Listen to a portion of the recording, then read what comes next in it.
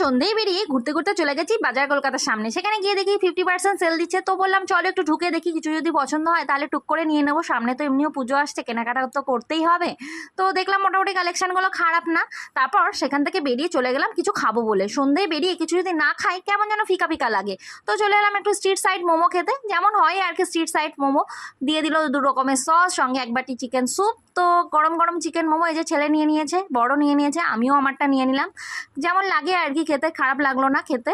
তারপর পাশাপাশি আরও অনেক দোকান ছিল, চাউমিন এগরোল সব কিছুরই দোকান ছিল, কিন্তু মোমো খাওয়ারই আজকে প্ল্যান ছিল, তো সেটাই খেলাম। একটুখানি সসে মাখিয়ে খেতে কিন্তু ভালোই লাগছিল, আর স্যুপটাও খারাপ ছিল না, চিকেন ছিল ওর মধ্যে। তারপর একটা ছাতা কেনা ছিল, ছাতা কিনে পাশে একটা দোকান থেকে একটা টেবিল ক্লথ কিনলাম, যেমন হয় আর কি ফুটপাতের দোকান। তো সেখান থেকে চলে এলাম আইসক্রিম খাবো বললে, বর বললো চলো ঠান্ডা কিছু খাই। তো সত্যি কথা বলতে এই গরমে কিন্তু ঠান্ডা আইসক্রিম খেতেই সব থেকে বেশি ভালো লাগে।